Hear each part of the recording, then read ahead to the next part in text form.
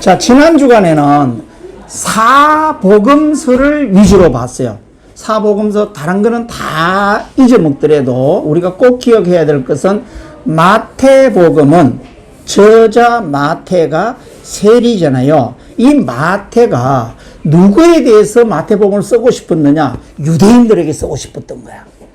유대인들은 구약에서 계속 예수를 어떻게 기대했느냐? 메시아 왕으로 오실 예수님으로 기억을 했기 때문에 메시아 왕으로 오신 예수님을 마태복음에서는 족보부터 시작해서 쭉 강조하고 있다. 그 다음에 마가복음이에요. 마가는 마가 요한, 안디옥 교회에서 마가 요한의 생질인 바나바와 함께 바울과 함께 선교 사역을 했던 그 마가 요한이에요. 이 마가 요한은 어디? 지금 현재 속국이잖아요. 로마의 속국이잖아요. 그러니까 로마에 있는 사람들에게 얘기하고 싶었던 거야. 그러다 보니까 속국이기 때문에 종으로, 다시 말하면은 로마 너희들을 섬기기 위해서 오신 예수님이다 라는 것을 중점적으로 얘기했다. 그래서 종으로 오신 예수님. 그 다음에 마태, 마가, 누가예요. 누가는 그리스 저 위에 빌립보 지역에 있던 의사거든요. 의사기 때문에 거기가 헬라 지역이었다 이거지. 그러니까 그분은 공부를 많이 했고 헬라에 대해서 헬라 문화라고 그러면은 굉장히 인본주의적인, 철학주의적인 이런 것이 굉장히 강하잖아요. 그래서 하나님의 아들로 온 게 아니라 인간의 모습으로 인자로 오신 예수님을 소개하고 있는 거야. 그래야지 그 상대방들이 얼른 알아먹는다 이거지.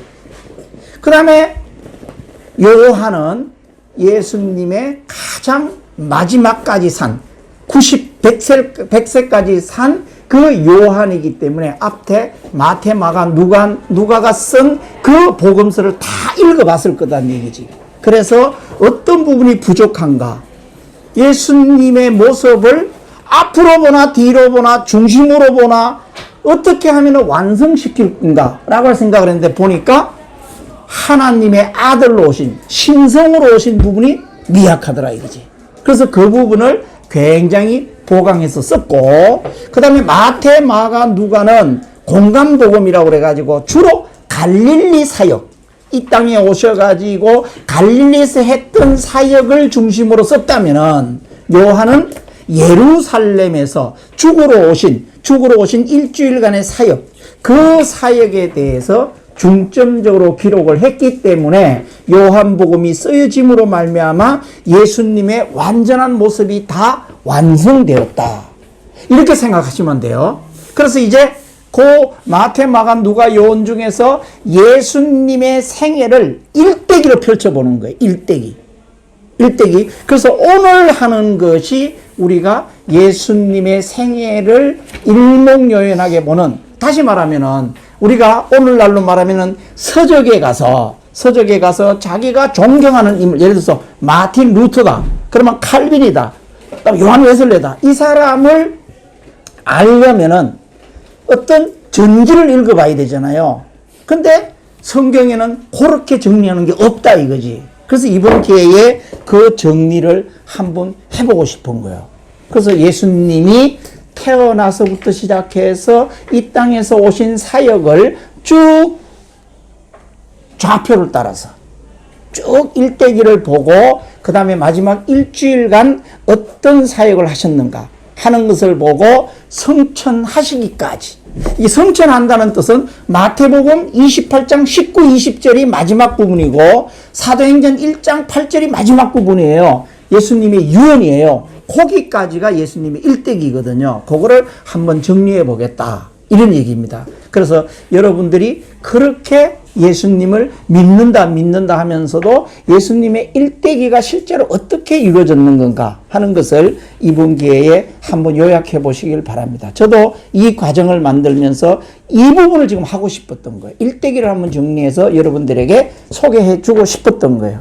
그래서 신약의 3대 인물, 예수님의 일대기, 그 다음에는 바울의 일대기, 그 다음에는 요한의 일대기, 이렇게 세 번만 정리를 하면은 성경이 다 지나가요. 지나가요. 그래서 오늘은 요한의 일대기에 대해서 보겠습니다. 78페이지예요. 예수님의 생애에 대해서 이것을 어떤 사람들은 예수 사건이라고 얘기하기도 하고 어떤 사람은 예수님의 일대기라고 얘기하기도 하고 어떤 사람은 복음이라고 얘기하기도 하고 이제 여러 가지로 얘기를 하는데 여기는 지금 예수님의 생애에 대해서 한번 보겠다는 얘기예요. 그래서 여기 보면은 복음이란 이렇게 나옵니다. 바울이 이 지금 예수님의 생애가 아까 얘기한 대로 마태복음 28장 19, 20절에서 끝나고 사도행전 1장 8절에서 끝나고 그 다음에 사도행전을 기록한 사람이 누구냐면 누가거든요. 그러면 누가가 누굴 썼느냐? 바울의 일대기를 쓴 거예요. 그러면 바울은 사도행전 1장 8절부터 시작을 해서 바울의 일대기를 썼는데 바울의 일대기는 예수님이 복음이라면은 그 복음을 전파하는 과정이거든요. 특히 어디에? 이방에다가. 그래서 이렇게 신약 성경 전체가 보면은 복음의 앞에는 예수님 일대기는 복음, 그 다음에 복음의 전파, 이방 세계까지. 다시 말하면 한국까지 전파가 쭉 되잖아요. 그 다음에 그게 이제 바울이 기록한 13권의 바울 서신도 그 안에 다 들어있다 이거지. 그 안에 들어있어요. 그 다음에 일반 서신 8권이 지나가면은 일반 서신 8권은 예수 그리스도를 믿은 사람들, 복음을 받아들인 사람들, 그리스도인들의 삶의 흔적, 삶의 열매들이 서신서에 나타난단 말이에요. 그 다음에는 요한이 받아가지고 요한이 책 5권을 쓰는데 요한은 요한계시록에 의해서 앞으로 일어날 일에 대해서 하나님이 글로서 환상으로 보여준 걸 기록한 책 이렇게 되는 거예요. 그러면은 신약은 펼친다면은 복음의 전파, 복음의 열매, 그 다음에 미래, 앞으로 새하늘과 새 땅, 영생 이렇게 한 4가지로 구분돼서 쭉 펼쳐지는 거예요. 그래서 이제 예수님의 생애는 복음이다. 그래서 이게 보면 복음이란 이렇게 나온단 말이에요. 복음은 영어로 가스펠송, 우리가 가스펠송이라고 얘기를 하잖아요. 가스펠이 복음이에요. 헬라어로는 유앙겔리온이라고 얘기를 한다. 복된 소식, 복음을 풀면은 복된 소식인 거예요. 즉 예수 그리스도를 통한 구원의 기쁜 소식이다. 뭐 기쁜 소식 선교회, 뭐 조이풀 선교회, 뭐 여러 가지 이제 말이 많이 있는데 바로 이 기쁜 소식이 복음인 거예요. 헬라어 본래 의미는 전쟁에서 승리한 기쁜 소식, 전쟁에서 이겼기 때문에 이겼다는 그 소식을 빨리 전달하고 싶었던 거예요. 전달자의 메시지를 가리키는 것이다. 다시 말하면은 하늘나라의 오묘한 그 복음의 진리의 말씀을 세상 사람들에게 전하는 복된 소식, 기쁜 소식, 구원을 이루는 기쁜 소식을 복음이다.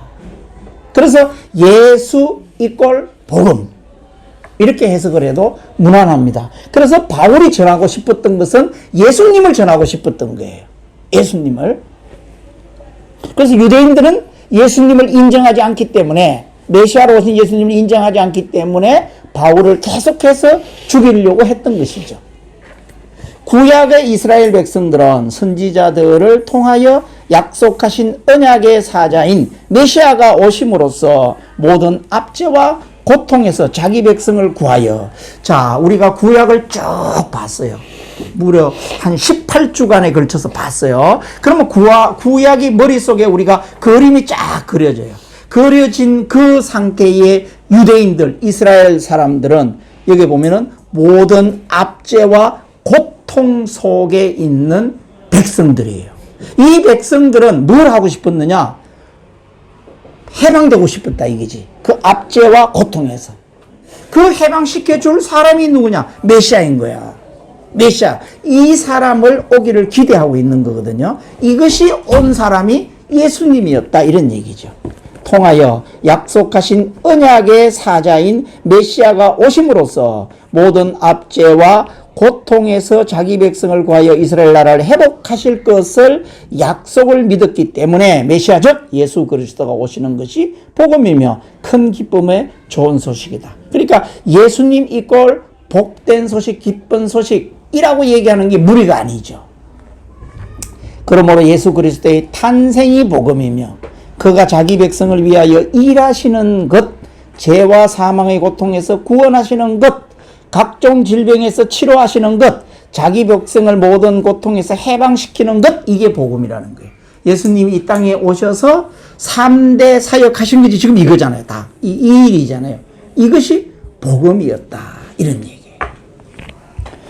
복음서가 기록된 이유는 무엇일까? 아까 지난주에 복음이 왜 4가지로 되었을까? 아까 제가 설명했던 복음을 들어야 될 대상이 크게 보면 4종류였기 때문에 4가지로 기록을 했다. 이렇게 얘기를 했어요. 그래서 여기가 복음서가 기록된 목적이라고 여기 나와요.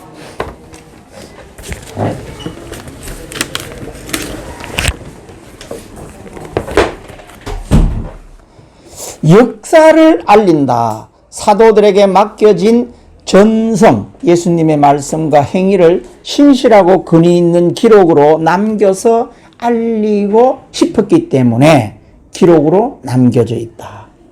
교리교육, 새로 그리스도를 믿는 신자들에게 교육을 할 때 켈리그마, 설교라는 뜻이에요. 켈리그마를 위하여 또는 디다케가 뭐냐면은 예수님의 제자들이 예수님으로부터 함께 하면서 3년간 함께 하면서 듣고 배운 것들을 또 자기 제자들에게 가르치려다 보니까 뭔가 기록으로 남겨야 되겠다. 이게 디다케예요. 디다케라는 책이 따로 있어요. 있는데 그거에 대한 텍스트는 사복음서였다 이거지. 사복음서가 기준인 거예요. 를 위한 텍스트가 필요했다. 전례, 회당에서는 구약 성경이 있었으나 다시 말하면 토라, 모세오경이 다 유대인들의 회당에는 있었다 이지. 기독교 교회에서 드리는 예배 자료가 필요했다. 권면, 새로운 신자들에게 그들의 신앙을 견지하도록 하기 위하여 필요했다. 신학, 교회 내에서 이단 사상 논쟁이나 잘못 가르치는 경우를 바로잡기 위한 신학이 필요했다. 그때 당시에는 신학교가 없잖아요. 그러면은 신학을 가르쳐야 되겠는데 그래야지 계속해서 목회자가 대를 이어서 가르치게 될 텐데 그걸 하려고 그러면은 뭔가 텍스트가 있어야 되잖아요. 이 텍스트가 필요했다. 변정, 이제 변정이라는 것은 증명하다, 변호하다 이런 뜻이에요. 외부에서 교회를 공격할 때 특히 이단들이 공격을 할 때 또는 유대인들이 공격을 할 때 예수 그리스도를 증거한다. 이렇게 바울이 어디 가든지 간에 회당에서 변정했다 이렇게 얘기를 한단 말이에요. 이렇게 변정할 때 답변할 자료가 필요했다. 특히 유대인에 대한 답변이 필요했다. 전도, 복음서는 신자들을 상대로 썼으나 복음서 안에는 예수를 믿으라는 전도의 목적도 있다. 예수님의 3대 사역 중에서 전파하시며 프리칭이 있잖아요. 이게 바로 전도 목적 있다 이 얘기지. 왜 복음서가 넷인가? 우리 지난주에 배웠던 게 지금 여기 나와 있네. 이제 메시아이신 예수님이 이 땅에 오셔서 우리 죄를 위하여 십자가에서 피 흘려 돌아가신 예수님을 믿으면 구원을 얻는다는 복음을 들을 대상이 다양하기 때문에 자 그때 당시에 지중해를 중심으로 해서 저쪽에 스페인 끝부터 시작해서 로마, 그리스, 다음에 이쪽에 아시아 쪽을 돌아가지고 밑에 아프리카, 북부 아프리카, 이집트, 알제리 이쪽 북부 아프리카까지 다 한 나라예요. 뭐예요? 헬라 문화권이에요. 헬라 제국이에요. 이것이 이제 로마 제국으로 바뀌는데 한 문화권이잖아요. 이 한 문화권 중에서도 언어가 다 다른 거야. 달라. 언어가. 예? 언어가 다른 지방언어를 쓰고 이렇기 때문에 그것을 들어야 될 문화가 아까 이제 헬라 문화 틀리고 그다음에 이쪽에 유대인들 문화가 틀리고 이게 문화가 틀리기 때문에 네 가지로 구분해서 이것을 4개의 복음서를 통하여 다양하게 예수 그리스도를 소개하고 있는 것이다. 아까 얘기했다시피 누가복음에 누가는 헬라 지역인데 헬라는 다 철학자들이 많은 곳이에요. 인본주의적이에요. 뭔가 검증이 딱딱 떨어져야 돼. 철학적으로. 이런 사람들에게 요한이 쓴 책을 갖다가 얘기한다 그러면은 신화 같다. 신화 같다. 눈에 보이지 않는다. 이렇게 얘기할 거 아니냐는 얘기지. 그 다음에 로마에다가 종으로 오신 예수님을 얘기해야 되는데 메시아가 오신 예수님을 얘기하면 로마가 우리를 대적하는 메시아네? 이렇게 얘기할 거다는 얘기지. 그래서 네 개의 들어야 될 권력이 있었다. 여기 보면 유대인, 로마에 있는 유대인, 헬라인, 온 열방의 이방인. 이게 마태, 마가, 누가, 요한의 대상자들 얘기를 하는 거잖아요. 사복음서에 서로 다룬 내용으로 서로 보충하여 보다 온전한 예수님의 삶과 인격을 복원시킨다. 이제 조금씩 다른 부분들이 있다. 이게 대상자를 위주로 얘기하다가 보니까 같은 사건인데도 보는 각도를 약간 달리 얘기해 주는 것들이 있다는 얘기예요. 사중복음이다. 사중복음. 사복음서의 기자가 서로 다른 관점과 강조점을 가지고 기록을 했기 때문에 예수 그리스도에 대한 내용이 약간 다르게 보이나 같은 성령님의 감동 아래, 모든 성경은 성령의 감동을 받은 저자들이 썼기 때문에 원저자는 성령님 한 분이다. 이렇게 얘기를 하잖아요. 우리가. 그렇게 얘기하니까 성령님의 감동 아래 기록한 신앙 고백으로 이것을 사중복음이라 한다. 마태는 유대인들에게 왕으로 오신 예수님, 마가는 로마인에게 종으로 오신 예수님, 누가복음은 헬라인에게 사람의 아들로 오신 예수님, 요한복음은 전 세계에 있는 이방인들에게 하나님의 아들, 신성으로 오신 예수님을 강조한다. 이 외의 복음서는 외경이라고 얘기하는 복음서가 있는데 도마가 쓴 도마복음, 베드로가 쓴 베드로복음, 마가 비밀복음, 히브리복음, 에비온복음, 나사렛복음, 유아복음, 야고보 원복음 등 대체로 위경이다. 비스무리하지만은 거기에 결정적으로 삼위일체 하나님에는 하나님을 거기다 기록한 거에는 약간씩 하자가 있기 때문에 개신교에서는 이것을 받아들이지 않는다. 397년에 신약으로 27권을 방망이 칠 때는 바로 이런 외경과 위경들은 채택하지 않았다. 무엇 때문에? 삼위일체론에 약간 하자가 있기 때문에. 그러나 캐톨릭에서는 캐톨릭 신앙과 캐톨릭 교리에 따라서 이 부분 중에서 채택해서 쓰는 것들도 있어요. 그래서 캐톨릭 교리가 우리 교리보다는 약간 더 폭이 넓어요. 쉽게 얘기하면은 우리가 믿지 않는 것들도 그쪽에서 믿고 있다는 얘기지. 왜냐하면은 역사적 사실들은 여기에도 맞는 것들이 많이 있어요. 이 사람들이 본대로 썼기 때문에. 예를 들어서 베드로가 본대로 공부한 대로 썼기 때문에 베드로 복음인 거거든. 그게 사복음서에는 삼위일체에는 안 맞지만은 사실 역사적인 사실에는 맞는 것도 있다 하는 얘기예요. 여기 도마도 마찬가지. 도마도 공관복음이란 우리가 마태, 마가, 누가를 공관복음이라고 그랬어요. 관자가 볼관자잖아요. 그러니까 공통, 보는 관점이 같다, 공통이다 이런 뜻이에요. 공관복음이란 예수님의 생애를 같은 견해로, 같은 내용으로, 공통적인 관점으로 기록된 마태는 직접 경험한 예수. 왜냐하면 세리 마태는 12제자에 들어가 있잖아요. 이렇게 자기가 직접 경험한 예수님하고 3년간 공생애를 같이 했으니까 경험한 예수님을 거기에다가 기록을 했고, 그 다음에 마가는 베드로의 통역관이었어요. 베드로 통역관. 베드로의 통역관이었기 때문에 베드로부터 들은 그 예수님, 경험한 예수님을 듣고 쓴 책이란 말이에요. 이 마가는. 그 다음에 누가는 사도들이 증언한 예수. 주로 누가는 바울이 증언한 예수. 그러니까 바울도 어째 보면은 직접 예수님하고 같이 제자로서 사역을 한 게 아니에요. 도중에 자기는 그 복음을 듣고 다메섹 도상에서 예수님을 믿었던 사람이고, 그 이방 사역을 했던 사람이기 때문에 이 누가는 주로 바울의 증언을 들은 이 복음이다. 이런 얘기예요. 복음을 말한다. 공간복음은 거의 예수님의 갈릴리 사역을 중심으로, 아까 얘기했잖아요. 공간복음은 갈릴리 사역, 요한복음은 예루살렘 사역이에요. 예루살렘 사역 중심으로 기록하였고, 요한복음은 예수님께서 유대 예루살렘 지방에서 행하신 사역을 많이 기록하였다. 그래서 네 권을 이 일자별로, 사건별로 요약을 해야만이 깨어져. 뒤에 보면 다 요약을 해놨어요. 지금 우리가 배우자 하는 것도 요약을 해서 배운다는 얘기예요.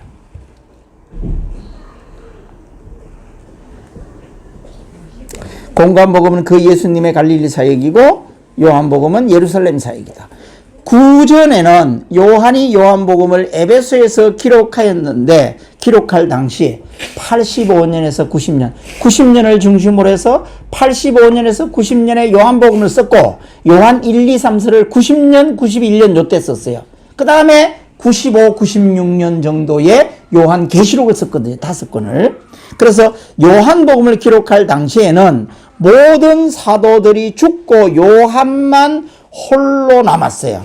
그래서 요한마저 죽으면 예수님을 목격한 사도들이 모두 사라지게 되기 때문에 마태, 마가, 누가복음에 기록되지 않은 것을 기록해 달라고 이 세 분이 요한에게 부탁하지 않았겠느냐. 요한도 이신중심으로 그 부탁한 책을 읽고 똑같은 생각으로 여기에 없는 것을 기록해야 되겠다고 생각하지 않았겠느냐. 이런 얘기예요. 기록했다고 전한다. 요한이 예수님보다 약 60년을 더 살았어요. 왜냐하면 예수님이 33세에 죽었는데, 33년에 죽었는데, 요한은 95, 96에 계시록을 쓰고 98세에서 102살까지 살았다는 얘기가 있단 말이에요. 그렇기 때문에 60년을 더 살아온 거예요. 예수님의 사랑을 가장 많이 받았고, 그래서 요한복음의 주제는 사랑인 거예요. 예수님의 사랑을 너무 많이 받았고, 그만큼 묵상을 많이 하면서 기록한 복음서이기 때문에 인류 역사상 가장 사랑을 많이 받는 복음서이다. 그래서 요한복음, 요한 1, 2, 3서, 요한계시록 다 주제는 사랑인 거예요. 사랑. 79페이지 공간복음의 지리적 구도, 주로 갈릴리 사역. 이제 좀 있으면 바로 오늘 공부하겠습니다만은, 예수님이 태어나기는 나사렛에서 태어났지만, 나사렛 동네에서 태어났지만, 같은 갈릴리 지역인데, 나사렛 예를 들어서 우리가 경기도를 생각해 보자, 이게 경기도. 그러면 경기도 어디 저 밑에 오산이나 화성에서 태어났는데, 거기가 경기도의 중심이 아니에요. 경기도 중심은 수원이란 말이에요, 도청이. 그래서 어디로 이사를 가느냐? 가버나움으로 이사를 갑니다. 갈릴리 호수 주변에 있는 가장 발달된 도시가 가버나움이에요. 가버나움을 베이스 캠프로 치고 주 사역이 가버나움을 중심으로 해서 일어납니다. 가버나움에서 전도 갔다가 들어갔다가 또 제자들을 가리켰다가 이렇게 합니다. 그리고 가버나움에서 이제 마지막 예루살렘이 죽기 들어오기 직전에 어디를 가느냐? 가이사랴 빌립보에 가서 MT 이 제자들을 12제자들을 딱 데리고 가이사랴 빌립보라는 게 들어가. 오산리 기도원에 들어간다 이 말이야. 오산리 기도원에 들어가고 중점적으로 가르치고 난 다음에 이제 12제자들이 수용할 수 있는 어느 정도 됐다고 했을 때에 수난고지. 예수님이 나는 죽으러 예루살렘에 간다. 너희들은 지금 나를 왕으로 가는 줄 알지만 나는 죽기 위해서 간다라고 첫 번째 순환고지를 어디서 하느냐? 가이사랴 빌립보에서 한단 말이에요. 자, 주로 갈릴리 사역을 공간복음에서는 얘기하고 있다. 갈릴리에서 3대 사역을 한다 이거지. 교육하시고 가르치시고 전도하시는 사역. 가르치는 것, 교육이나 같은 말이고, 그 다음에 전도하시고 힐링, 치유하는 사역. 이것이 다 어디서 일어나느냐? 갈릴리 가버나움 중심으로 일어난다. 오병이어 사건도 거기서 일어나는 것이다. 베세다에서. 다 그러니까 갈릴리 사역이 공간복음이에요. 예루살렘 사역은 이제 요한복음에 주로 나타난다. 그 보면 밑에 이 5번에 공관복음과 요한복음 비교 이렇게 나와요. 여기 보면은 요한복음은 바로 거기에다가 중점을 두기 때문에 여기 보면은 예루살렘의 그다음에 고별 설교 대제사장 예수님이 주옥 같은 고별 설교 3편을 하거든. 이 3편과 대제사장적 기도 요한복음 17장에 보면 나와요. 이런 것들은 어디 있냐? 요한복음이 있다. 요한복음. 그다음에 순환 죽는 거죠. 부활 이런 것들이 다 여기에. 그러니까 예수 하나님의 아들로 와서 이 땅에서 하신 사역이 어디 있느냐? 다 요한복음에 들어있다.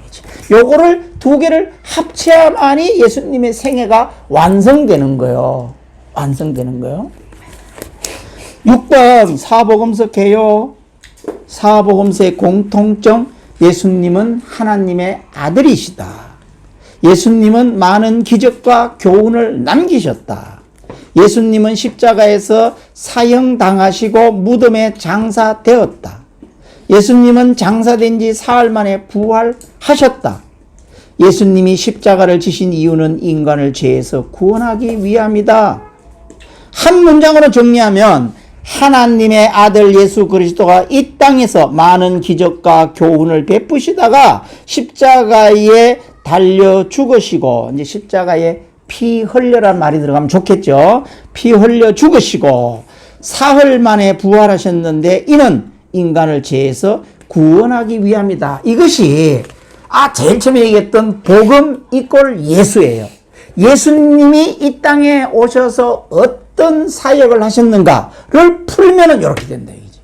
그래서 복음을 소개할 때 우리가 전도할 때 예수님을 소개하는 거잖아요. 소개할 때 이렇게 소개하면 만점짜리다 이거지. 만점짜리. 만점짜리. 사복음서의 다양성 기록자가 처한 입장과 관점이 달라 다양하게 기록되어 오히려 진실 파악에 도움이 된다. 마태는 경험한 예수를, 마가는 베드로에게 들은 예수를, 누가는 사도들의 증언을 듣고 썼다. 그러나 요한은 당시 영지주의 이단을 보여주면서 요한 1, 2, 3서를 보면은 주변의 이단 사상이 다 영지주의 사상이에요. 이 영지주의 사상을 대적하면서 방어하는 입장에서 소극적으로 요한복음을 썼다. 이런 다양성을 통해 예수님의 생애와 교훈을 비교하여 정확한 진실을 파악할 수 있다. 이는 예수님과 초기 기독교 세계를 다각적으로 면밀히 들여다보게 하는 하나님의 배려이다. 다시 말하면은 사복음서가 쓰여진 이유를 지금 여기서 또 설명하고 있는 거예요. 들을 대상이 4가지로 다양하기 때문에, 문화와 환경이 다양하기 때문에, 또 하나님의 입장에서 예수님을 반쪽짜리 예수님을 우리 인간에게 남기고 싶지 않았던 거예요. 완성된 하나님의 아들인 예수를 남기고 싶었던 거예요. 네? 그래서 갈릴리 사역을 중점으로 한 예수님과 예루살렘에서 어떻게 이 땅에 오셔서 생을 마무리하는 거에 대한 것을 다 쓰게 함으로써 예수님을 온전하게 완성해주는 예수님. 이게 하나님 편에서 봤을 때 사복음서를 쓰게 한 이유다 이거지. 그래서 사복음서를 우리가 감사하게 받아들여야 되는 이유가 거기에 있다. 80페이지 사복음서의 개요를 거기다가 잘 정리해놨어요. 사복음서를 가지고 혹시나 여러분들이 누구에게 가르칠 수 있을 때는 요거를 가르치면 돼요. 이렇게 가르치면은 100점짜리. 사복음서 역사 비평 1단계, 2단계, 3단계, 4단계 좀 어려운 신학 용어니까 넘어갑시다. 이거는. 우리가 평신도가 뭐 이렇게까지 할 필요는 없을 것 같아요. 8번 예수 사건을 중심으로 한 삼위와 구속사 전개. 예수 그리스도의 십자가를 중간에 놓고 왼쪽에 예수님이 오신 것부터 시작해서 고난당하고 십자가에 피 흘려 죽고 난 다음에 이후의 사역, 오순절 성령 사역이 오시고 앞으로 재림 사역이 있고 새하늘과 새 땅에서 영생을 주실 사역. 그러니까 예수님의 십자가를 놓고 이전과 이후를 보는 풀 스토리, 예수님의 전생애를 보는 것이 요거예요. 유대교와 기독교의 종말론적 비교. 이 십자가, 우리가 믿는 개신교는 십자가에 죽기 위해서 앞당겨서 예수님의 탄생이 초림이라고 얘기를 하잖아요. 초림이라고 얘기하는데 유대인들은 요걸 안 믿는 거예요. 초림이라 그러면 메시아로 오신 왕, 메시아로 오신 예수님을 믿는, 이걸 안 믿는 거야. 언제 믿느냐? 재림으로 오실 예수님, 재림하실 예수님을 유대교에서는 예수님이 왕으로 오실 것으로 믿는 거예요. 그래서 지금도 예수님이 이 땅에 오셨는데 그 왕으로 오실 메시아 예수님으로 오신 게 아니라 그냥 인간의 모습으로 온 예수님을 믿는 거예요. 그 유대교에서는. 그래서 여기 보면은 이제 그 재림,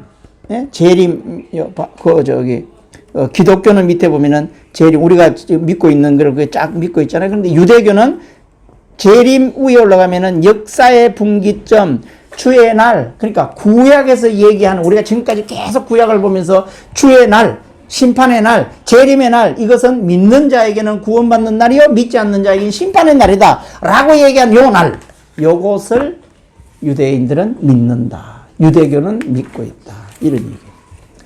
81페이지에 이제 한눈에 보는 예수님의 행적, 요거예요. 우리가 이게 이제 우리가 공부 다 하고 나면은 예수님을 소개할 때 요거 가지고 소개할 수 있어요. 그런데 요거를 먼저 공부를 하려고 그러면은 까리까리 굉장히 어려워요. 그래서 요거는 이제 우리가 공부하면서 쭉 갑니다. 가면서 이제 고개가 끄덕끄덕해질 거예요. 밑에 있는 것도 위에 있는 것도 같은데 우선 요것만 하나 알고 가요.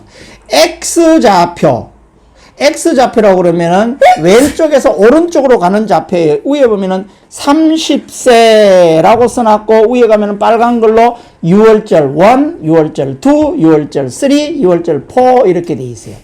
6월절이 공간복음에서는 한 번만 나타나고 요한복음에서는 3번이 나타나기 때문에 3년간 공생애로 우리가 판단하는 거예요. 그래서 네 번째 6월절 전날 죽잖아요. 6월절 전날 죽잖아요. 그래서 6월절이 3번 지나갑니다. 이게 X좌표예요. 시간이 지나가는 거예요.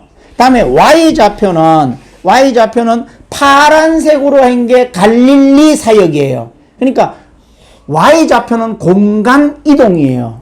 그러니까 지도에서 저 북쪽 갈릴리 지역을 북쪽에 있다가 다음에 절기 때가 되면은 성전이 어디 있어요? 예루살렘 있잖아요.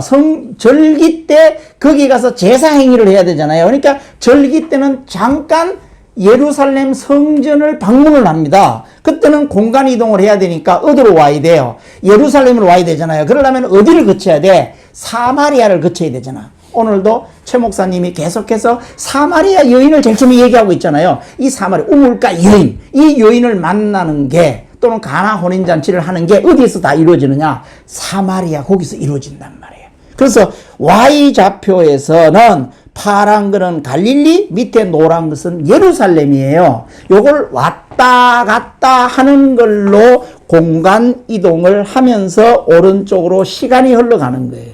다시 말하면은 갈릴리에서 몇 개월 있다가 예루살렘에 와서 예루살렘에서 6월절 원을 지내고 얼마 있다가 다시 돌아간다. 요렇게 본다 이거지. 이제 그렇게 전개될 거예요. 요게 되는데 요거는 지금 이렇게 외우려고 그러면 힘들어요. 도표로 보려면 힘들어요. 이제 지금부터 우리가 공부 들어간다 이거지. 그거를 나중에 다 이렇게 깨 맞추면은 요거를 보고서도 예수님의 생애를 다 설명할 수가 있어요. 82페이지는 지난주에 얘기했던 지도예요.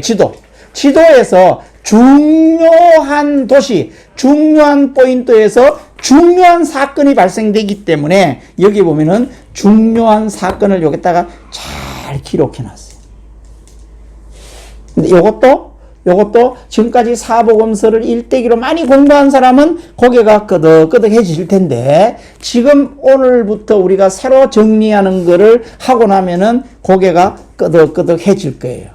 그래서 지금 지난주에 얘기했던 물을 중심으로 해서 지중해와 저 위에 갈릴리 호수 쭉 요단강을 따라 내려와서 사해는 물이 빠져나가는 곳은 없고 계속 들어오기 때문에 거기는 소금물 뜨잖아요. 그러니까 저 위에 헐몬산에서 쫄쫄쫄 이제 눈이 녹아가지고 내려오는 물이 어디로 들어와? 갈릴로스로 들어와. 갈릴로스에서 빠져나가면 어디로 가? 요단강이에요. 요단강. 그래서 쭉 내려가다가 사해로 들어오는 거예요. 그래서 거기를 왼쪽 지역이 바로 팔레스타인 지역인데 그 팔레스타인 지역의 밑에 남부 지방이 예루살렘, 그 다음에 사마리아, 그 다음에 갈릴리 이렇게 된단 말이에요. 그 다음에 오른쪽에 내려오면은 오른쪽에는 위에서부터 가이사랴 빌립보 보이죠? 가이사랴 빌립보. 그 다음에 지난번에 얘기했던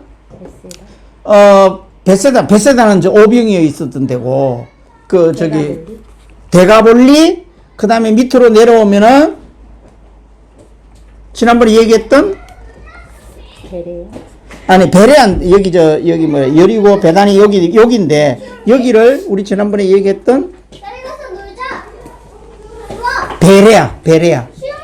베레아가 아니고 베레아 데가볼리. 자, 가이사랴 빌립보 중간에 데가볼리, 그 다음에 베레아 지역.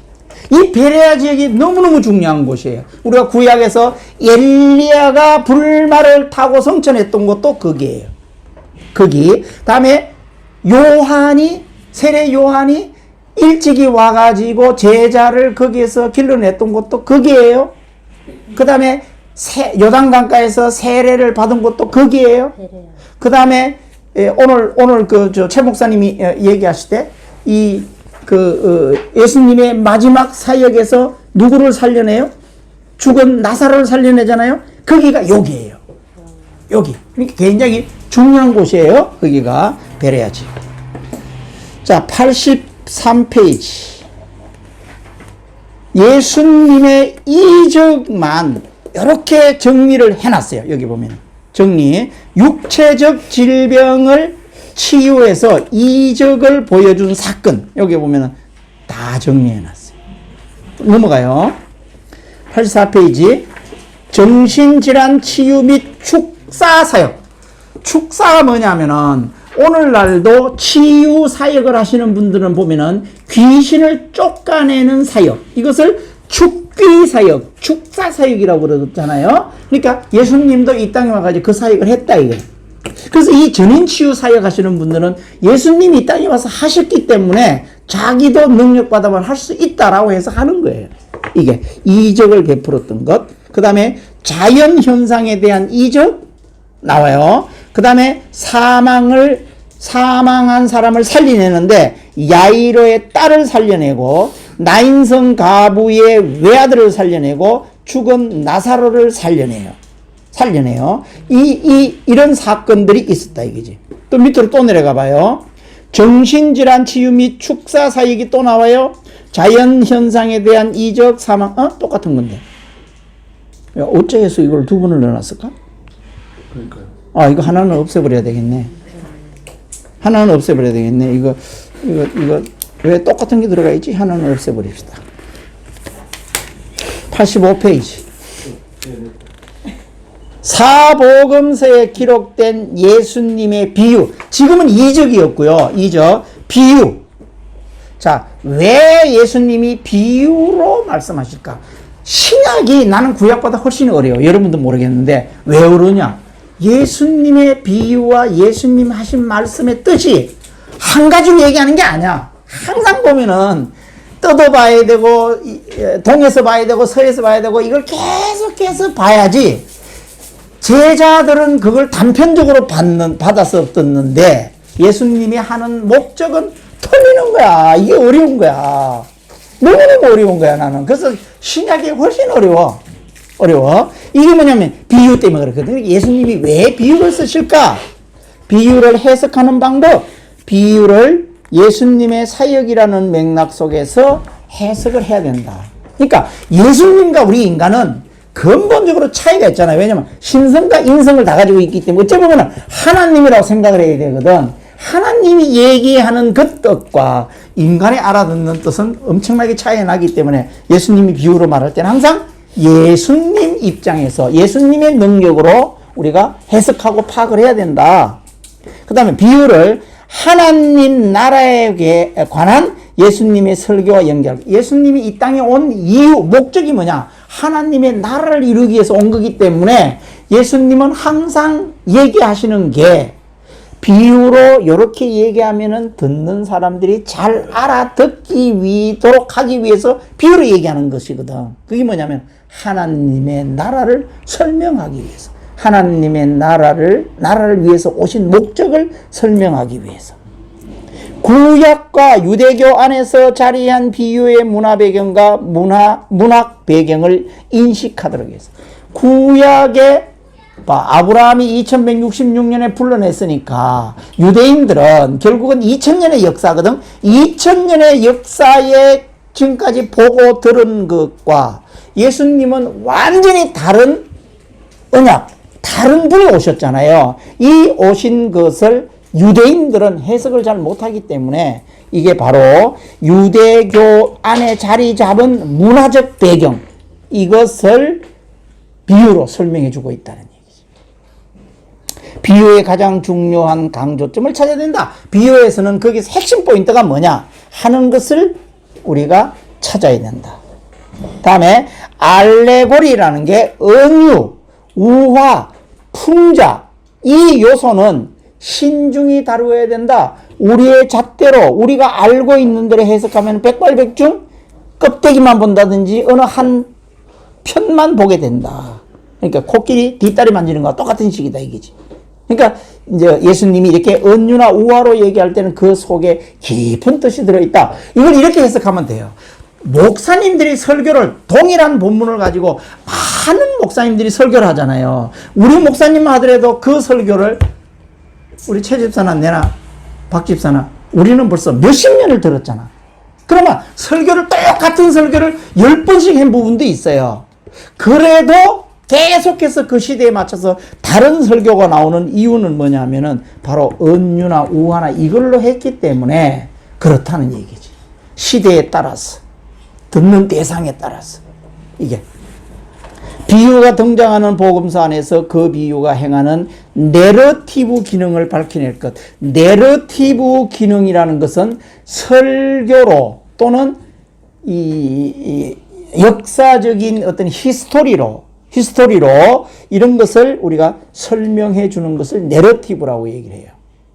우리가 지금 오늘도 우리가 열린 예배를 드렸잖아요. 최 목사님이 하는 게 내러티브예요. 내러티브. 사복음서에 이제 복음서마다 같은 비유가 32가지 나요. 왼쪽에 32가지가 어떤 복음에 어떻게 들어있느냐 하는 것을 여기에다가 쭉 얘기해 주고 있어요. 그러다시피 여기 보면은 요한복음에는 비유가 많이 나오지 않아요. 요한복음에서. 자, 예수님의 4대 기도가 있어요. 4대 기도. 제일 밑에 4대 기도. 40일 금식 기도를 하는데 언제 하느냐? 이게 마태복음 4장에 나와요. 4장이라고 그러면 초입이잖아요. 초입에. 이게 뭐냐면은 공생애를 시작하기 전에 예수님이 세례를 받고, 세례 요한에게 세례를 받고 공생애를 시작을 해야 되는데 금식을 40일간 하고 사탄이 시험을 한단 말이에요. 40일간 금식하십니다.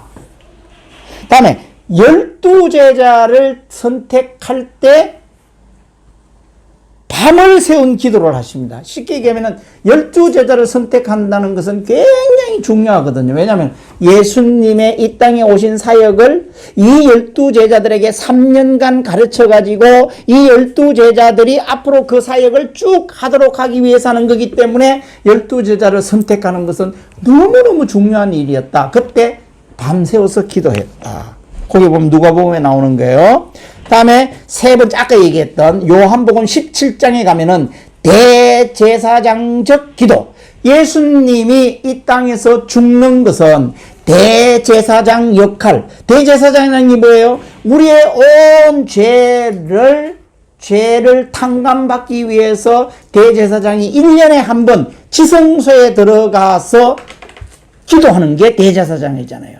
예수님이 죽기 전에 대제사장적 기도를 요한복음 17장에 합니다. 이때 기도가 이제 우리가 공부를 하겠습니다만은 대제사장적 기도를 할 때 누구를 위한 기도까지 했느냐? 오늘 우리들을 위한 기도까지 되었어요. 거기 보면은 앞으로 제자가 제자를 낳고 제자를 낳고 낳아가지고 그 사역이 오늘날 우리가 이 땅에서 전도하고 예수님의 복음을 전파하는 자들에게까지 기도를 한 게 대제사장적 기도예요. 이게 17장에 나옵니다. 제자들의 발을 씻긴 후 자신과 제자들을 위한 기도. 그 다음에 죽기 전에 땀방울이 핏방울이 되도록 기도한 겟세마네 기도. 겟세마네는 십자가에 죽는 그 겟세마네 동산. 거기에서 기도하시잖아요. 마지막 날.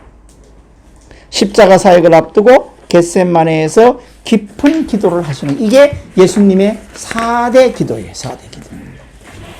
86페이지 예수님의 고난주간, 이제 일주일간을 뒤에 우리가 뭐를 해놨느냐? 월요일 날은 뭘 했고, 화요일 날은 뭘 했고, 수요일 날은 뭘 했고 해서 요일별로 예수님의 사역이 쫙 정리해놨어요. 요일별로. 밑에 보면은 박스 쳐가지고 정리해 놓은 게 있는데, 지금 여기는 사건 제목만 써놓은 거고요. 실제로 일어났던 일을 뒤에다 정리해 놨어요. 이거 일부러 우리가 요일을 정리할 필요가 없도록 만들어 놨어요. 자, 87페이지. 우리가 고난주간이 되면은 꼭 이걸 가지고 새벽 기도도 하고 설교도 하고 이렇게 합니다. 이게 뭐냐면 가상칠언이에요. 가상이라는 게 없는 것을 있도록 한 가상이 아니고요. 가정이 아니고요. 가가 십자가 할 때 가짜예요. 그 십자가 위에서, 십자가 가상 위에서 한 7가지 말씀, 예수님이 하신 외마디 말씀을 가상칠언이라고 얘기를 해요. 우리가 몇 년 전에는 고난주간에 가상칠언을 한 소책자를 구입을 해서 매일 새벽기도 때 오늘은 첫 번째 무슨 말씀하신 것, 이렇게 공부한 적도 있었어요. 그것을 정리해 놓은 게 요거예요. 자, 첫 번째 1언 해서 7언까지 갑니다. 1언, 아버지 저들을 사하여 주옵소서, 자기들이 하는 것을 알지 못함이니이다 라고 얘기를 하는데, 밑에 그림을 보세요. 그림을 보면은 일자가 어디에 있느냐? 9시 방향에 가 있어요.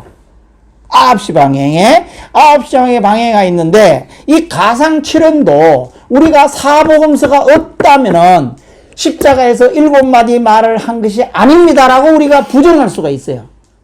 왜냐하면 복음서가 있는 데도 있고 없는 데도 있기 때문에. 이걸 4개를 합쳐보니까 7언이더라. 이게 7마디 말을 했더라. 그래서 첫 번째 말은 누가복음에 나와요. 마가복음에도 나와요. 첫 번째 한 말씀이 9시에 고난을 당할 때에 9시. 그 다음에 2는 오늘 내가 나와 함께 나그네 있으리라. 이게 뭐냐면 오른쪽 우편 강도에게 하신 말씀이잖아요. 그래서 이 은은 이자가 이 11시 방향에 한번 보세요. 11시 방향에 보면 이자 동그라미 있죠? 오늘 내가 나와 함께 나그네 있으리라. 누가복음에 나와요. 누가복음. 그 다음에 3은 여자여 보소서 아들이니다 보라 내 어머니라. 엄마 마리아에게 하는 말씀이에요. 마리아에게 하는 말씀. 11시 방향 그 위에 3번에 보면 나오죠. 요한복음에 나와요. 요한복음에.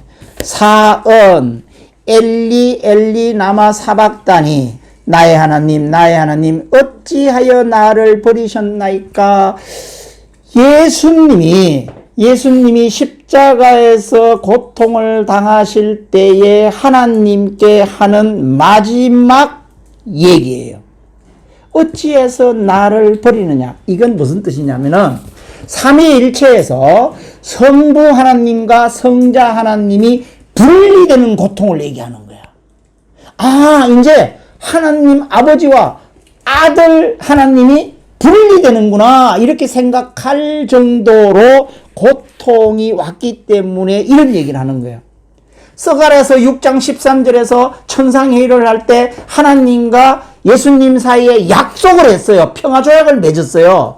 내려가서 네가 온 인류의 대신, 인간의 모습으로 가서 온 인류의 죄를 대신해서 십자가에 못 박혀 죽어라. 그러면은 3일 후에 부활돼서 다시 내 옆으로 온다. 라고 얘기해서 알겠습니다, 아버지. 얘기를 했는데도 불구하고 이때의 고통이 인간적으로 볼 때 너무 고통이 크니까 이렇게 얘기를 하는 거야. 어찌해서 나를 버립니까? 라고 얘기할 때에 그 뜻은 아버지 하나님과 아들 하나님이 삼위일체가 깨어지는 그런 고통을 얘기하는 것이다. 이런 얘기예요. 그래서 이게 4언이니까 4번이 어디에? 3시 방향에 가 있어요. 3시 방향에.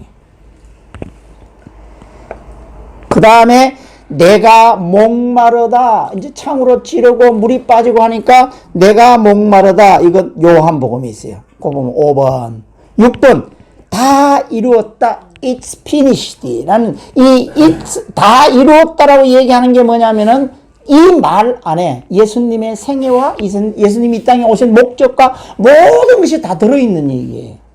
그것을 이루었다는 얘기예요. 이것도 요한복음에 나와요. 7번 마지막으로 아버지 내 영혼을 아버지 손에 부탁하나이다. 아까 분리되는 그런 고통이 있었는데 내 뜻대로 하지 말고 아버지 뜻대로 하소서 라고 얘기하면서 이제 다 이루었습니다 라고 얘기하면서 스가랴서 6장 13절에서 아버지와 내가 약속했던 그 평화조약 맺었던 거 이것을 다 이루었습니다. 이제 아버지에게 다 맡기겠습니다. 그 이후의 삶은 죽고 3일 후에 부활하고 성천하는 것까지 이루어지는 것은 다 하나님의 손에 달려있다. 이렇게 얘기를 하는 거예요. 이건 누가복음이 있단 말이에요. 누가복음. 그래서 시간대별로 예수님이 십자가상에서 어떤 말씀을 하시는가, 어떤 일이 일어나는가 하는 것을 하나의 그림으로 거기다가 그려 놓았고, 그게 보면은 다 사복음서에 흩어져 있기 때문에 사복음서가 하나로 이렇게 집약을 해야만이 7은 7마디 해야를 했구나라는 것을 알 수 있다라는 거예요. 밑에 제일 밑에 예수님의 죽음의 정인 세 여인. 예수님이 죽을 때 정작 12제자들은 다 도망가고 여자 세 사람이 있었어요. 세 정인과 다음에 장사도 누가 치렀느냐? 아리마대에 사는 요셉이 치렀어요. 요셉이 자기가 죽어서 들어가려고 만들어 놓은 무덤, 사놓은 무덤, 한 번도 써보지 않는 완전 새로운 무덤, 그 무덤에다가 예수님을 향을 발라가지고 거기다가 장사 치러진 사람이 누구냐면 아리마대 요셉이에요. 그래서 항상 여자들이 훨씬 더 어리가 있어. 마지막 지켜주고 12제자들에게 전달한 사람도 이 여자입니다. 예수님의 죽음을 끝까지 지킨 세 여인인데 그 앞에는 어리가 있는 세 여인. 막달라 마리아, 우리 황용인 줄사 저기 사랑의 동산 갔다 왔나? 그러니까 그러면은 김인정 집사 사랑의 동산 안 갔나? 먼저 경험을 해야 되네. 우리가 주방에서 사랑의 동산에서 막달란 마리아라고 얘기를 하잖아요. 그 마리아가 이 마리아예요. 음식이 떨어졌을 때 막달란 마리아라고 요청을 하잖아요. 이게 이 마리아예요. 막달란 마리아. 근데 이제 앞으로 들어가면은 거기서 음식을 달라고 그럴 때에 아저씨 누굴 부르는 게 아니야. 막달란 마리아 이렇게 얘기하면 와. 거기에 서빙하시는 분이 이 마리아가 이 마리아예요. 막달란 마리아. 막달란 마리아. 비유를 세세게 들으라고 했잖아. 그런데 안 갔다. 최지사는 미국 사랑의 동산 해가지고 막달란 마리아가 아니라고 거기는 영어로 한단 말이야. 잘못 갔다 왔어. 기회 있을 때 빨리 갔다 와. 여자 집사님들도. 어? 막달라 마리아. 그 다음에 야고보와 요셉 형제의 어머니 마리아. 다음에 세베대 아들의 어머니. 이렇게 세 분이 여기에 죽전에. 그래서 지금 우리가 패션 오브 크라이스트 그 영화를 보여주잖아요. 거기 보면은 예수님이 죽을 때 요렇게 여자들 이렇게 셋이서 요렇게 보는 여자들이 있어요. 그 여자들인데 어떤 게 막달라 마리아고 어떤 게 요셉, 나 이건 잘 모르겠어. 그건 누가 해설해줘야 알겠는데 하여튼 거기서 셋이서 이렇게 봐요. 여자 세 분이서. 그 마리아가, 그 여자 세 분이 여기에요. 다음에 예수님을 장사 지낸 사람이 누구냐? 아리마대 부자 요셉이에요. 이 부자 요셉인데 이 아리마대 부자 요셉이 뭐를 가지고 오느냐? 예수님을 장사 치를 때에 거기에 향을 이렇게 해야 되잖아요. 그거를 가지고 온단 말이에요. 그게 뒤에 나오는데 100리터라인가 그래. 100리터라는 건 엄청난 양이에요. 그걸 가지고 예수님의 몸을 이렇게 향으로 뿌려줍니다. 이게 그래서 여기 보면은 부자라는 거야. 부자 요셉. 그리고 예수님의 시신을 가지고 어디에 장사를 치우는 거야. 장사. 어디에? 자기가 죽어서 들어가려고 해놓은 그 무덤. 그러니까 그때 당시의 무덤은 땅을 밑으로 파는 무덤이 아니고요. 옆으로 생긴 무덤인데 돌을 앞에다가 이렇게 막아 놓는데 그 돌이 사람 혼자서 움직일 돌이 아니에요. 군인들이 지켜서 여러 명이 움직여야 될 돌인데 그 돌이 둥글게 생겨가지고 이렇게 굴리도록 돼 있어요. 굴리도록. 이렇게 굴리도록. 이건 누가 그 성지순례 간 사람들은 이거 좀 볼 수 있으면 누가 와서 봤으면 좋겠는데 이렇게 굴러서 옆으로 이렇게 굴려서 예수님도 천사가 굴렸다는 얘기야. 천사가 굴려서 예수님이 부활해서 갔다 이거야. 이렇게. 3번 예수님 부활을 첫 확인한 막달라 마리아. 이제 아까 이 장사 지낸 곳에 그 이튿날 여기 엄마 막달라 마리아, 엄마 막달라가 아니고 아까 죽음을 본 막달라 마리아와 다른 마리아들이 와서 보니까 이 앞에 있는 돌이 굴러져 있더라 이거야. 굴러져 있더라. 그리고 아래 보니까 예수님이 흔적이 없는 거예요. 없는 거예요. 그 이걸 가지고 유대인들은 훔쳐갔다는 설, 여러 가지 설이 나오잖아요. 예. 이게 그 얘기예요. 88페이지. 거기에 보면은 빈 무덤 나오고 부활해서 40일간 이 땅에 나타난 것. 부활현현. 부활하고 난 다음에 나타난 걸 본 사람들 왼쪽에 보면 쭉 나와요. 자, 예수님의 일대기를 지금부터 살펴보는데 제1부는 서언이에요. 서언. 누가복음의 헌정. 지난번에 우리가 누가복음 헌정설, 누가복음이 먼저 썼다, 마가복음이 먼저 써졌다 라고 마가복음 헌정설 이런 게 있는데 여기에 보면은 이제 누가복음의 헌정은 누가복음의 기록자인 누가는 의사이며 역사가로서 직접 목격한 증언을 토대로 기록하였기 때문에 예수님은 이게 잘못됐어요.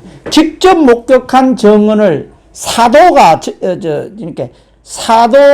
직접 목격한 것을 증언으로 얘기한 것을 토대로 썼다 이게요.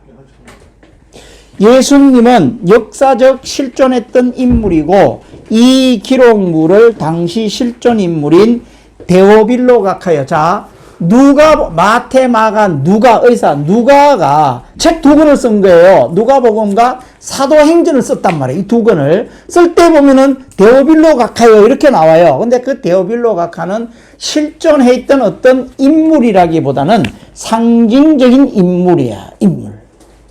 누가가 헬라 철학자들한테 얘기하고 싶은 어떤 대표성을 띈 사람, 이걸 얘기를 하는 거란 뜻이에요. 데오빌로 각하에게 보낸다라고 서술하고 있다. 데오는 하나님이고 빌로스는 사랑하다. 즉 하나님을 사랑하는 모든 사람들에게 쓰여졌다. 우리가 어떤 기록을 할 때, 글을 쓸 때 누가라고 지칭해서, 예를 들어서 최 집사님이라고 가상해서 생각하고 최 집사한테 편지를 보낸 것까지 썼을 때 굉장히 사실적으로 보이고 사실적으로 들린다 이거지. 그래서 데오빌로라는 하나님을 사랑하는 사람들, 쉽게 얘기하면은 헬라에 있는 사람들 중에서 하나님을 믿으려고 하는 사람들, 하나님을 믿는 유대인들, 그러니까 헬라 지역에 있는 유대인들, 이런 사람들이라고 데오빌로 각하를 지칭하면 된다, 이런 뜻이에요. 예수님의 선제성은 요한복음의 말씀으로 오셨다라고 얘기하는 로고스 신학, 이걸 얘기를 하는 거예요. 누가복음은 예수님의 모든 행적을 실제로 일어난 것을 강조하여 예수님의 실존 인물로서 예수님의 인성을 강조한 반면, 요한복음은 예수님이 태어나기 이전, 천지창조 이전에 이미 하나님과 함께 존재한 성자 하나님이라는 예수님의 신성을 강조한다. 요한복음의 태초는 창세기의 태초와 다르다. 창세기의 태초보다도 훨씬 앞선 것이 요한복음의 태초예요. 창세기의 태초는 우주 만물이 생길 때 얘기하는 거고, 하나님의 말씀은 그거보다도 훨씬 앞서 있었다라는 뜻이에요, 이게. 창세기의 태초는, 이제 우리가 히브리어를 안 배워서 그런데, 여기 보면은 창세기의 태초는 레시트라는 히브리어고, 이것은 시간과 공간이 시작되는 첫 시점을 말하지만, 요한복음의 태초는 아르케라는 히브리어인데, 시간과 공간이 없는 영계의 근원을 의미하며 천지 창조 이전에 이미 성부 하나님과 함께 존재하였다. 그래서 선제성이다. 성부 하나님이 삼위일체로 계셨기 때문에 그때 이미 말씀으로 계셨다라고 얘기할 때에 선제하신 예수 그리스도도 그때 이미 같이 계셨다. 성령도 그때 같이 계셨다라고 얘기하기 때문에 그 창세기 태초보다 성경이 시작되는 창세기, 우주 만물이 창조될 때보다는 훨씬 이전이기 때문에 우리가 진화론적으로 얘기할 때 몇 억 년 전 이렇게 얘기하잖아요. 그거보다도 더 앞선 거가 된다는 거예요.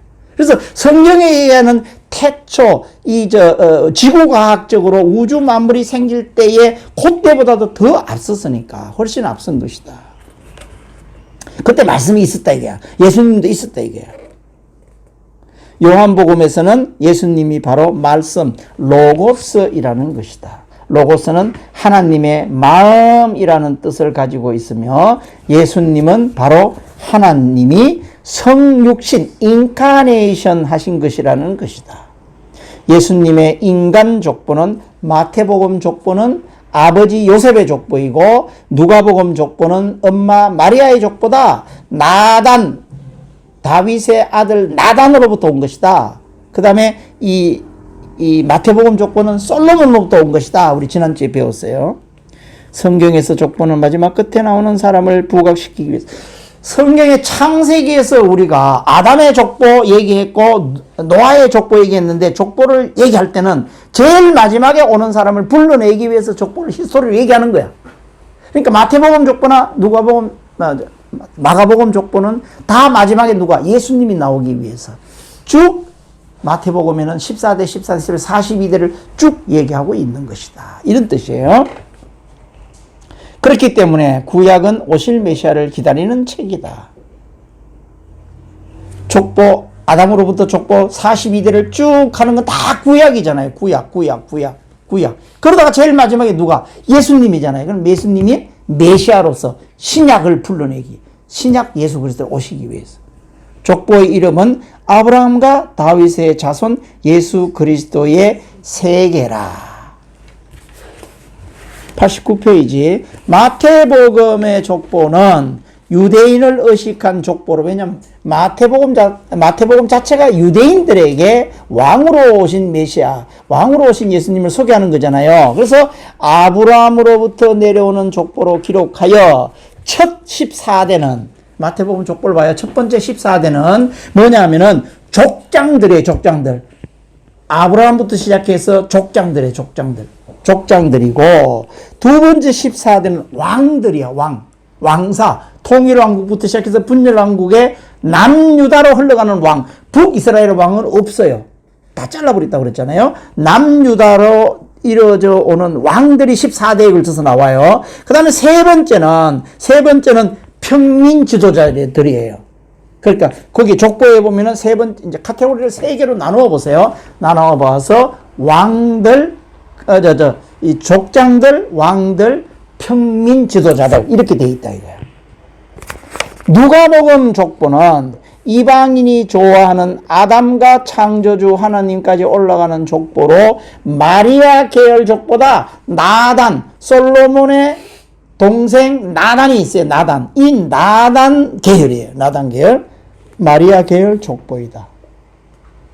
지금까지 계속 사용하던 나코 겟나오라는 능동태를 사용하다가 마리아에 와서는 에겐네세라는 수동태 동사가 사용되어 마리아는 나코가 아니라 나지고 남을 위한 도구로 사용되어지고 라는 뜻으로 얘기했기 때문에 단순한 엄마의 배를 빌렸다 이렇게 된다 이거지. 단순히 낳는데 쓰는 10달 동안 아기를 예수를 이렇게 키우는 그런 역할을 얘기를 해서 마리아는 단순한 출생 도구로 사용되었음을 말한다. 이렇게 개신교에서는 해석을 하고 있는데 캐톨릭에서는 마리아 복음이라는 게 있어요. 그 마리아 복음에 써있는 책을 보고 마리아를 굉장히 숭배하잖아요.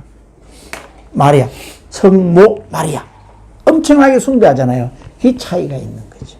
이게 바로 해석상의 차이예요. 이런 것들. 예수님의 사생애, 이제 예수님의 사생애와 공생애를 봅니다. 예수님은 30살 됐을 때 공생애 3년간 사역을 하잖아요. 그러면 30살 되기 전에 생애는 사생애예요. 이걸 잘 알아야 돼요. 예수님은 세례 요한은 예수님보다 8개월 먼저 태어났어요. 8개월 먼저 태어났는데 예수님은 30살 될 때까지는 사생애야. 공생애 역할을 안 했어. 근데 세례 요한은 온 목적이 뒤에 올 예수님에게 세례를 베풀어야 될 그런 목적. 다음에 제자를 길러가지고 예수님에게 인계해야 될 목적이기 때문에 공생애가 훨씬 빨랐다 이거야. 공부도 훨씬 빨랐다 이거지. 세례 요한이. 세례 요한은 공부를 빨리 해가지고 이미 베레아에 예수님이 가니까 거기는 하면 예수님이 제자들도 많이 거느리고 있었고 이미 공부도 많이 했고 훈련도 많이 시키고 있었다 이거지. 세례 요한이. 그러니까 세례 요한은 철저하게 예수님을 위해서 예수님에게 길을 평탄케 하기 위해서 예수님에게 기름 붓기 위해서 태어난 이인자. 김종필하고 같은 뜻이다 이거지. 킹메이커다 이 말이야. 내가 이렇게 얘기해 주는 것은 비유로 얘기해 주는 거야. 여러분들이 그렇게 알아들으시란 얘기야. 그래서 예수님의 사생애가 성경에 잠깐 나와요. 어디에? 누가복음에만 나온다 이거야. 누가복음에만. 그래서 누가복음에 나오는 예수님의 사생애를 조금 공부를 해봐야 되는데 아까 그림 한 페이지 보여준 거 있는데 그 중에서 이제 사생애 부분만 이렇게 딱 따가지고 여기 해놨어요. 사생애. 공생애 시작 30살이라고 써놨잖아요. 그 앞에 왼쪽에 사생애를 요약해서 거기 그림을 그리고 있어요. 요셉과 마리아에 의해서 태어나는데 어디에서 태어나요? 태어난 게 아니죠. 고향이 자기의 부모의 고향은 나사렛이다. 이게 거기는 어디야? 갈릴리잖아요. 갈릴리 나사렛 동네예요. 그 동네에서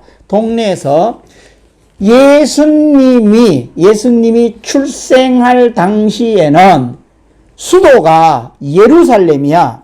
그러면 예루살렘에서 어떤 조치를 내리느냐 하면은 로마에서 어떤 조치를 내리느냐 하면은 팔레스타인에 있는 사람들에게 인구 비례해서 세금을 걷어들여야 되잖아요. 그러니까 모두 다 호적해라. 호적 신고해라. 이런 조치를 내려요. 그러면 그 호적 신고하는 곳이 본적, 우리가 본적이라고 얘기를 하잖아요. 그 본 고향에 가서 해야 되잖아. 그 고향이 어디냐면은 본적이 예루살렘이에요. 그래서 예루살렘을 간 거야. 만삭의 몸으로. 만삭이. 왜 말구에서 태어났느냐? 그 호적하러 갔다가 거기서 태어났기 때문에 예루살렘에서 태어나는 거예요. 그래서 부모의 고향은 나사렛 갈릴리야. 갈릴리. 거기에서 이제 예루살렘, 이제 유가 유대 지역이에요. 유대 지역 근교에 있는, 예루살렘 근교에 있는 베들레헴 동네예요. 베들레헴 동네에 가서 예수님이 탄생을 합니다. 탄생을 하고 이 헤롯 대왕이 이 그 점성술사들이 별을 연구하는 사람들인데 이 사람들이 왕별이 딱 나타나니까 별이 뜬 곳이 저기에 메시아가 나왔구나 라고 그 별을 보고 계속해서 오잖아요. 올 때 어떤 사람은 신라 시대에 첨성대에서 그 별 보고 왔다는 사람도 있어요. 이건 한국 사람들의 해석이야. 그 사람들이 쭉쭉쭉 따라오다 보니까 예루살렘이었단 말이에요. 예루살렘에. 그래서 여기에서 이 보고를 하는데 헤롯 왕이 봤을 때는 허무해. 자기가 왕으로 살아있는데 왕이 태어났다고 얘기를 하니까 그때 당시에 2살 아래로 다 죽여버리라. 이렇게 얘기해. 사내 아이는 다 죽이라. 이렇게 얘기하니까 어디로 피신을 해요? 애굽으로 피신을 하잖아요. 예루살렘의 밑으로 애굽, 이집트로 피신을 했다가 다시 그 왕이 죽었다는 소식을 들어. 헤롯 대왕이 죽었다는 소식을 듣고 어디로 가?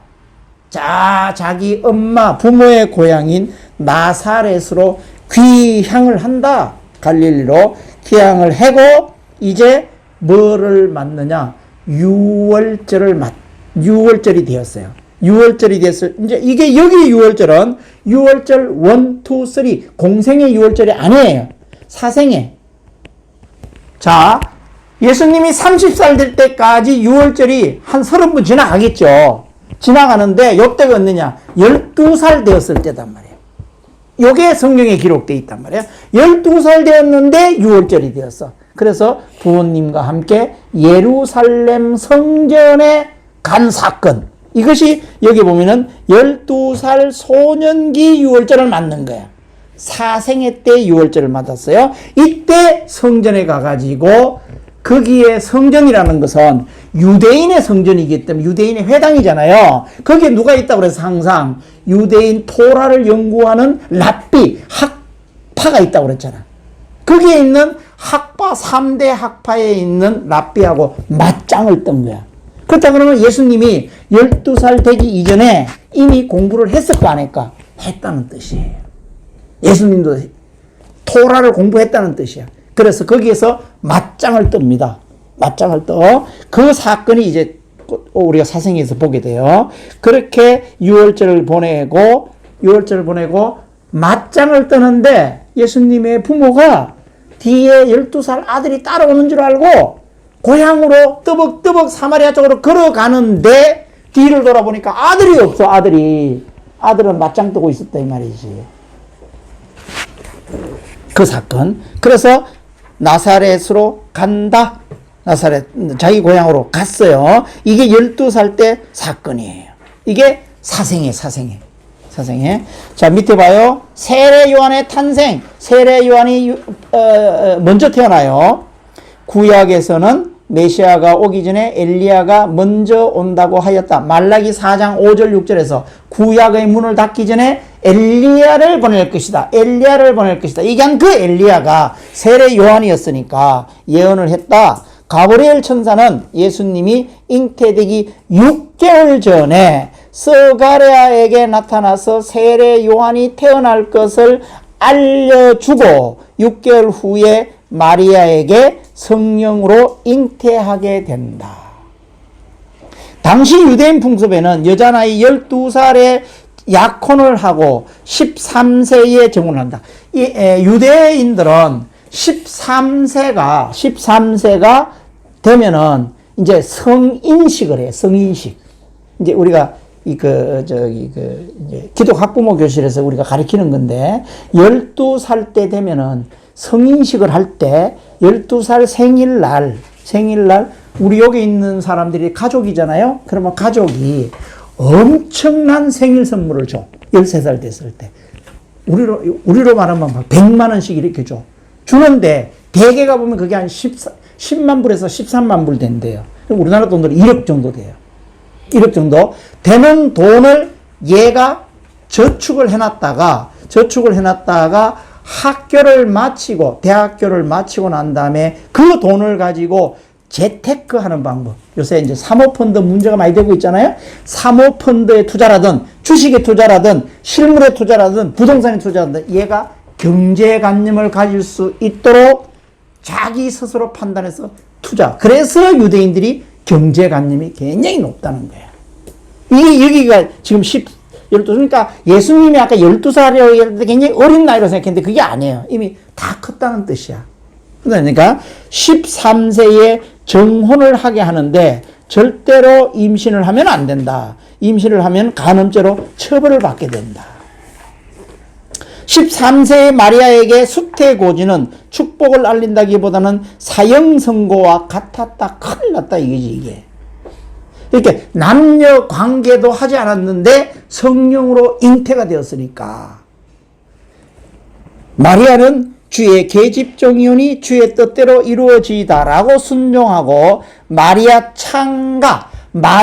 부른 찬가가 있어요. 이 누가복음 1장 46절에서 55절에 있어요. 그거 동그라미 좀 쳐놔요.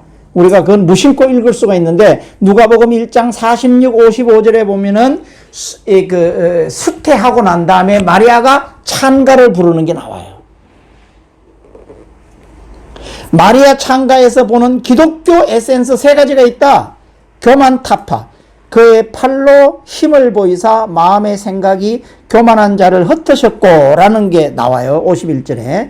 정치 사회적 개혁. 권세 있는 자를 그 위에서 내리치셨으며 비천한 자를 높이시고 다시 말하면은 수태한 이 예수님이 앞으로 어떤 사역을 하실 건가 어떤 지위를 가질 건가 하는 것을 얘기해 주는 게 찬가예요. 찬가.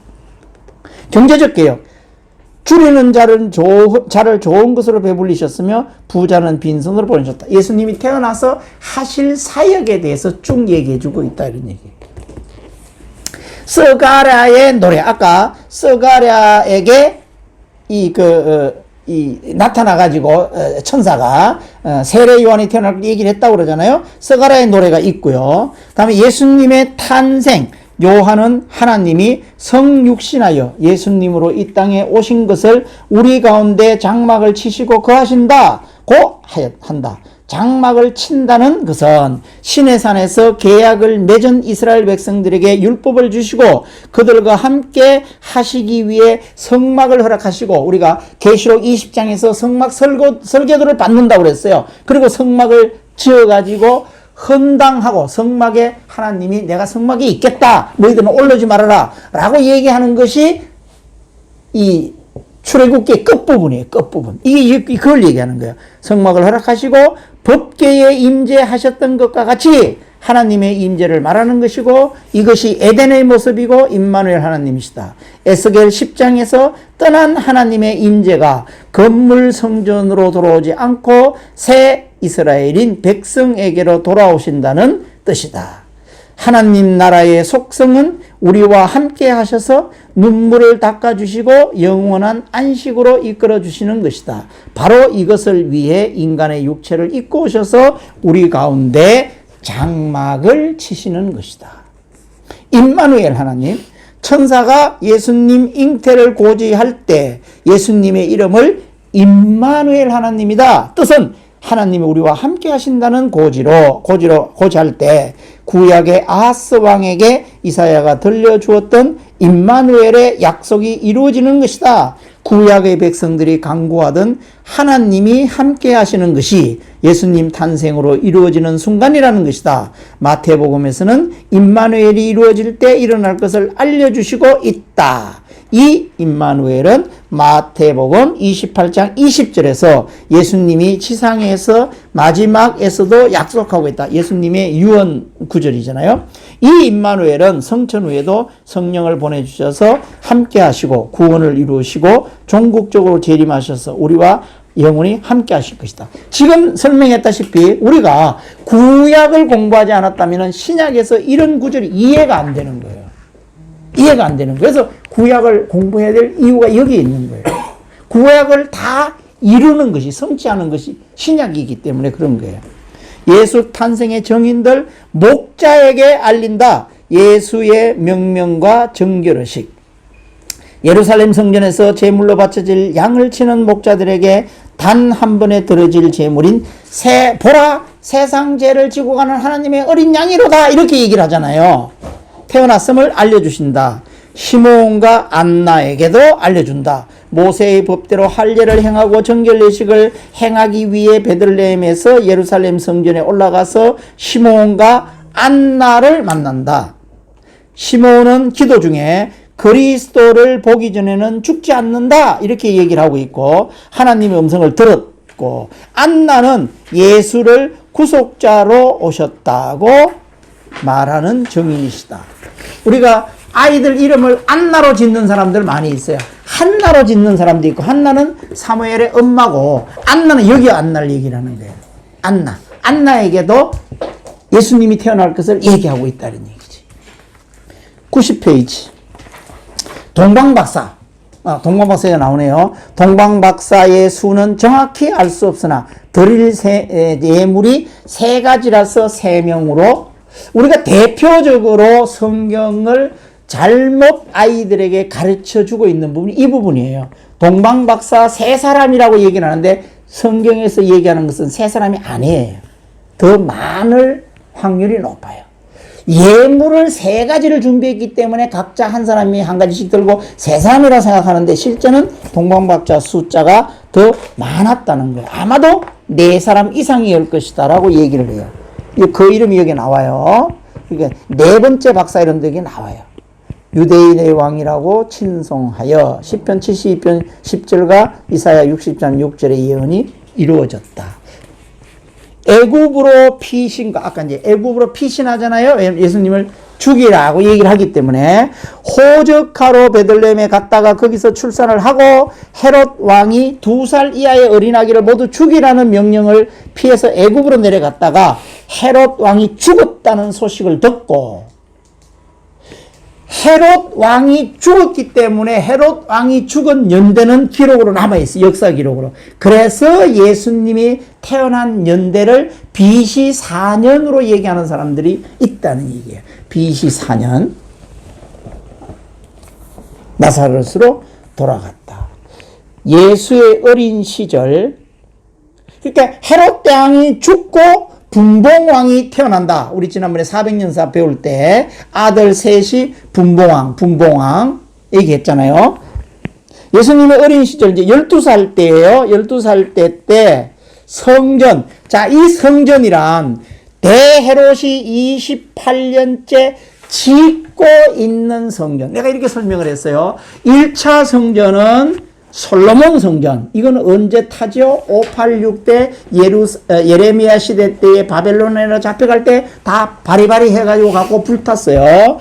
다시 70년 후에 돌아올 때 누가 돌아오죠? 스룹바벨이 지은 성전. 이 성전이 2번째 성전이에요. 2번째 성전인데 첫 번째 지었던 성전의 재료를 가져갔다가 다리오 왕이 그 창고에 있는 거 다 가져가서 다시 지어라 라고 얘기했기 때문에 그거 가져가지고 지은 성전이 오죽했겠느냐고.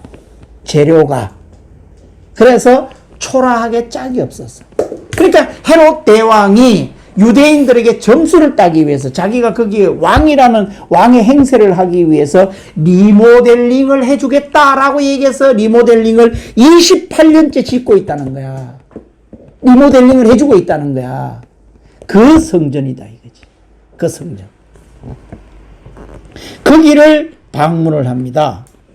예수님은 균형 성장을, 이제 우리가 그 아기들을 데려왔을 때 목사님이 기도해 줄 때 항상 이 얘기 하잖아요. 지혜가 자란다는 것은 정신적, 지적 성장을 말하고, 키가 자란다는 것은 육체적 성장, 건강을 말하고, 하나님께 사랑받는다는 것은 영적 성장을 말하는 것이다. 그러니까 여기 보면은 영혼, 육 세 가지가 다 골고루 균형 성장을 하고 있다 이 말이에요. 사람에게 사랑을 받는 것은 사회적 발전, 사회적 안정, 바른 인간관계를 가진다는 말이다. 예수님이 부모님과 함께 같이 성전을 방문하고 누가복음 2장 44절에 예수가 동행 중에 있는 줄로 생각하고 다시 유월절을 마치고 돌아가려고 그러는데 가다가 뒤를 돌아보니까 예수님이 없어. 예수님은 그때 성전에서 아까 유대인의 그 랍비들하고 맞짱 뜨고 있었다. 이게 맞짱. 생각하고는 부모님을 따라 고향으로 당연히 따라갈 줄로 생각하고의 뜻이다. 따라오는 줄로 생각하고, 성전에서 문답식 토론을 한 당대 율법학자, 토라를 연구하는 학자들은 여기에 보면은 힐렐 학파, 샴마이 학파, 가말리엘 학파, 바울을 가말리엘 학파라고 얘기를 하잖아요. 이게 학파의 거두들인 거야. 우리나라도 서강대 학파, 서울대 무슨 학파, 성대 무슨 학파 이런 게 있잖아요. 그거 마찬가지로 이제 경제계에서 경제 그런 게 있잖아요. 그거 마찬가지로 이때 당시에도 유대인들의 이 거두들이 있었다 이거지. 요나단, 시몬, 니고데모가 있었다. 이런 얘기야. 이 사람들하고 맞짱을 뜰 정도니까 예수님이 공부를 이미 12살 됐을 때에 거의 모세오경을 다 독파하지 않았을까라고 해석할 수도 있고, 다음에 예수님은 삼위일체 하나님이기 때문에 이미 하나님이 가지고 계신 영적인 것을 다 가지고 있는 분으로서 다 토라, 하나님께서 하신 말씀을 다 알고 계시는 것 아닐까라고 했을 때에 여기는 유대인들이기 때문에 예수님을 메시아로 온 예수님을 인정하지 않는 이 유대인들과 엄청난 논쟁을 했을 것이다 이런 얘기예요. 그때 당시에 이미 했을 것이다 이런 얘기예요. 이게 예수님의 12살 생애 때의 얘기고요. 이제 공생애를 보는데 공생애는 다음 주에 하겠습니다. 지금 5시가 다 됐으니까 공생애. 그래서 이게 예수님의 생애는 우리가 조금 상세하게 철저하게 볼 필요가 있고 이틀이 걸리더라도 이거를 자세하게 머리 정리해 볼 필요가 있어요. 한 번에 해볼 필요가 있어요. 그래서 예수님의 생애가 좀 길지만은 이렇게 한번 보겠어요. 쭉 봐서 우리 머릿속에 히스토리가 X좌표와 Y좌표를 이렇게 왔다 갔다 하면서 정리를 해야 됩니다. 정리. 머릿속에 정리. 그래야지 아까 그 도표가 읽어진다 이거지. 그래서 다음 주에는 90페이지 이제 공생에 들어가겠어요. 공생에.